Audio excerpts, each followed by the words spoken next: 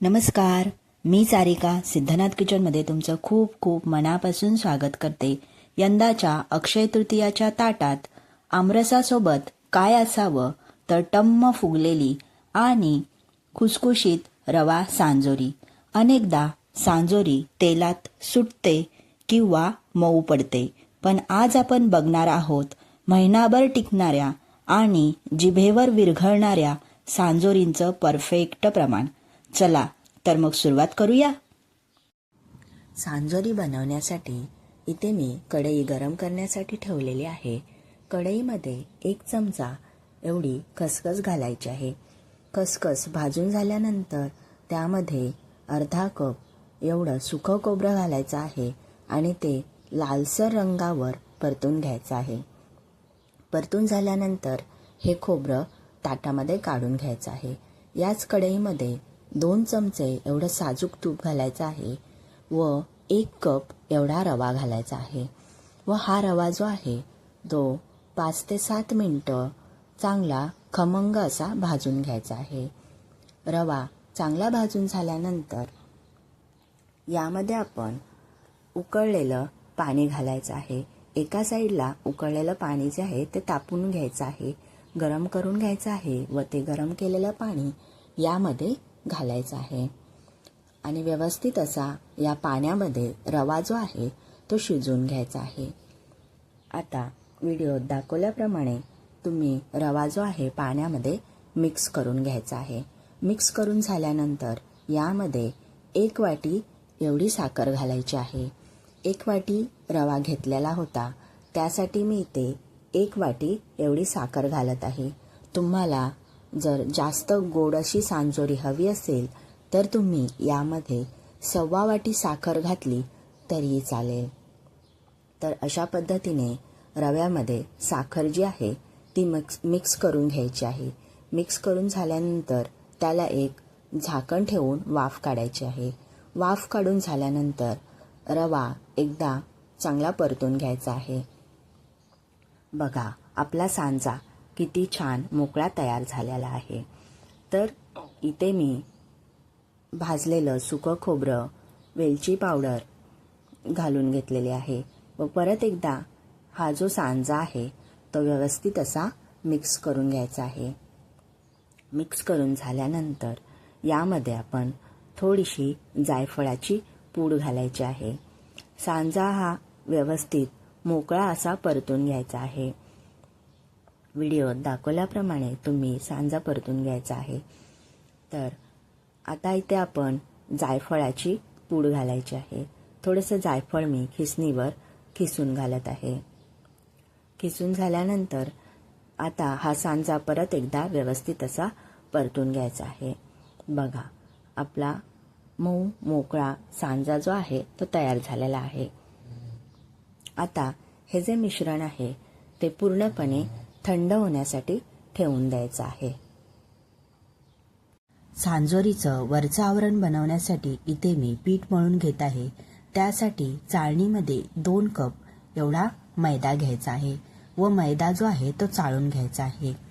2 cup मैदा या रव्यासाठी perfect प्रमाण आहे. तर 2 कप मैदा घेतल्यानंतर आपण यामध्ये अर्धा चमचा एवढं मीठ घालायचं आहे. मीठ घालून व्यवस्थित असं पीठ जे आहे ते मिक्स करून घ्यायचं आहे. मिक्स करून झाल्यानंतर यामध्ये आपण 3 चमचे एवढं तुपाचं मोहन घालायचं आहे.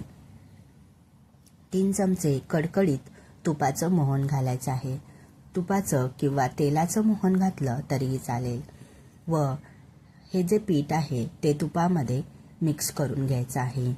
मिक्स करून झाल्यानंतर त्याचा एक गोळा होतो की नाही ते व्यवस्थित असं पाहून घ्यायचं आहे. व्यवस्थित असा गोळा जो आहे तो तयार झाला तर आपलं तुपाचं मोहन परफेक्ट पडलेलं आहे. तर इथे आपण थोडं थोडं पाणी घालून पीठ मळून घेणार आहोत. अर्धा कप पाणी मी इथे मळण्यासाठी घेतलेलं आहे. तर ते घालून आपण पीठ मळून घ्यायचं आहे. तर इथे मला पीठ मळण्यासाठी अर्धा कप आणि वरती 2 चमचे एवढं पाणी लागलेलं आहे. 2 कप मैदा होता, त्यासाठी अर्धा कप आणि 2 चमचे पाणी लागलेलं आहे. पीठ मुरण्यासाठी 1 ते 2 तास ठेवून द्यायचं आहे. पीठ चांगलं भिजून तयार झालेलं आहे. आता आपण त्याला व्यवस्थित असं मळून घ्यायचं आहे. मळून घेतल्यामुळे आपली सांजोरी जी आहे ती लाटण्यासाठी आपल्याला भरपूर मदत होणार आहे. पीठ मळून झाल्यानंतर त्याची लांबट अशी आकारात एक लाटी जी आहे ती तयार करून घ्यायची आहे. अशी केल्यामुळे आपल्याला गोळे बनवण्यास जी मदत आहे ती सोपी होते आणि अगदी सोप्या पद्धतीने आपण हे जे गोळे बनवण्याचं काम आहे ते करू शकतो. अशा पद्धतीने खाचा देऊन झाल्यानंतर आपण याचा एक एक गोळा जो आहे तो व्हिडिओत दाखवल्याप्रमाणे तयार करून घ्यायचा आहे. तर गोळ्याला कुठेही चिरा न जाता व्यवस्थित असा गोळा जो आहे तो तयार करून घ्यायचा आहे. अशा पद्धतीने गोळा तयार करून घेतल्यामुळे आपली लाटी जी आहे ती व्यवस्थित प्लेन अशी तयार होणार आहे. गोळा तयार करून झालेला आहे, तो आता लाटून घ्यायचा आहे. त्यासाठी मी इथे थोडीशी खसखस घेतलेली आहे. खसखस जी आहे ती त्यावर घालायची आहे व हा जो मैद्याचा गोळा आहे त्यावर ठेवायचा आणि लाटी जी आहे ती लाटून घ्यायची आहे. व्हिडिओत दाखवल्याप्रमाणे तुम्ही लाटी जी आहे ती लाटून घ्यायची आहे. जास्त पातळ नाही आणि जास्त जाड नाही, अशा पद्धतीने लाटी जी आहे ती लाटून घ्यायची आहे. तर आपली लाटी जी आहे ती लाटून झालेली आहे.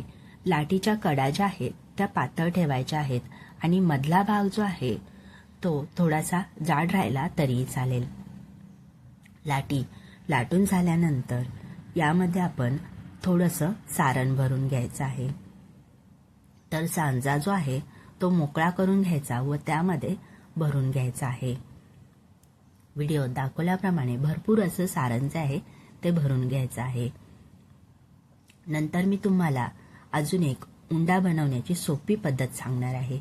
अशा पद्धतीने थोड्या थोड्या बारीक अशा चुन्या पाडून आपण त्यातील हवा बाहेर काढून हा जो उंडा आहे तो बंद करून घ्यायचा आहे व थोडंसं जे पीठ राहतं ते काढून घ्यायचं आहे. अशा पद्धतीने उंडा बनवल्यामुळे त्यात सारण जे आहे ते जास्त बसतं आणि उंडा बनवण्याची ही सोपी पद्धत आहे. उंडा तयार झालेला आहे, तो आपण आता पिठामध्ये बुडवून लाटून घ्यायचा आहे. अशा पद्धतीने पिठामध्ये बुडवायचा व तो लाटून घ्यायचा आहे. सारण भरल्यानंतर पिठाचे तोंड बंद करताना आतील हवा पूर्णपणे बाहेर काढायची आहे. हवा राहिल्यास सांजोरी तेलात फुटते. सांजोरी लाटताना मधला भाग थोडा जाड आणि कडा ज्या आहेत त्या पातळ ठेवायच्या, जेणेकरून ती एकसारखी तळली जाईल. तर कडा पातळ ठेवल्यामुळे एकसारखी आपली सांजोरी जी आहे ती तळली जाणार आहे. इथे आपली सांजोरी जी आहे ती व्यवस्थित अशी लाटून झालेली आहे. तुम्ही सुद्धा अशी गोल अशी सांजोरी जी आहे ती लाटून घ्यायची आहे. लाटून झाल्यानंतर तुम्हाला अजून एक महत्त्वाची टीप सांगते, ती म्हणजे तर सांजोरी जी आहे ती बंद करताना कडांना पाणी लावायला अजिबात विसरायचं नाही. कडांना जर पाणी लावलं नाही तर ती मध्येच तेलात सुटू शकते. त्यामुळे अशा पद्धतीने पाणी लावून उंडा जो आहे तो बंद करून घ्यायचा आहे. इथे मी तळण्यासाठी तेल जे आहे ते गरम करून घेत आहे. तेल गरम झाल्यानंतर त्यामध्ये आपण सांजोरी जी आहे ती सोडून घ्यायची आहे. तेल मध्यम गरम असावं, जास्त कडकडीत गरम तेल नसावं. सांजोरी तेलात सोडल्यानंतर जास्त फुगत नाही, कारण आपण ही लाटून त्यामध्ये सारण भरलेलं होतं आणि जास्त जर मोठी सांजोरी लाटली तरीही ती तेलात जास्त फुगत नाही. तर पुढे मी दुसऱ्या पद्धतीने उंडा कसा बनवायचा ते दाखवणार आहे. ती पद्धत नक्की बघा. एका साईडने सांजोरी जी आहे ती भाजलेली आहे, दुसऱ्या साईडने पण आपण सांजोरी भाजून घेऊया. तर अशा पद्धतीने दोन्ही बाजूनी सांजोरी व्यवस्थित भाजून झाल्यानंतर आपण तेल पूर्णपणे गाळून घ्यायचं आहे व ती एका चाळणीवर काढून घ्यायची आहे.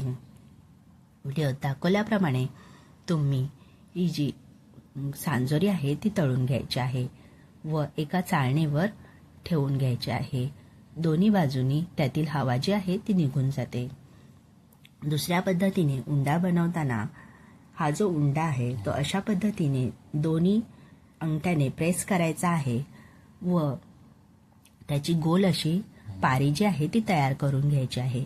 त्यामध्ये सारण भरायचं आहे. सारण व्यवस्थित असं भरून झाल्यानंतर त्याच्या कडांना पाणी जे आहे ते लावून घ्यायचं आहे. पाणी लावून झाल्यानंतर हे जो उंडा आहे तो व्यवस्थित असा बंद करून घ्यायचा आहे. तर दोन्ही बाजूंनी पाणी लावून झाल्यानंतर आतला भाग जो आहे तो सारण आहे ते खाली दाबायचा आणि उंडा जो आहे तो बंद करून घ्यायचा आहे. बारीक बारीक चुन्या पाडायच्या. आपण मोदकाला कशा चुन्या पाडतो तशा चुन्या पाडायच्या आणि त्याची वरची शेंडी जी आहे आतमध्ये दाबून घ्यायची आहे. बघा, आपला उंडा जो आहे तो तयार झालेला आहे. पुरणपोळीप्रमाणे उंडा भरून तुम्हाला सांजोरी कशी फुगते ते मी दाखवते. तर बघा, मी इथे तेलामध्ये सांजोरी तळण्यासाठी ठेवलेली आहे व वरून झाऱ्याने त्याला तेल जे आहे ते सोडून घ्यायचं आहे. बघा, किती टम्म अशी आपली सांजोरी जी आहे ती फुगलेली आहे. दोन्ही बाजूनी सांजोरी जी आहे ती व्यवस्थित अशी खरपूस भाजून झाल्यानंतर आपण ती चाळणीने गाळून घ्यायची आहे व ती काढून घ्यायची आहे. एवढ्या प्रमाणामध्ये बरोबर 15 ते 20 एवढ्या सांजोऱ्या बनवून तयार होतात. तर ह्या सांजोऱ्या महिनाभर टिकतात आणि खुसखुशीत होतात. तर तुम्हाला ही रेसिपी कशी वाटली ते कमेंट करून नक्की सांगा. धन्यवाद.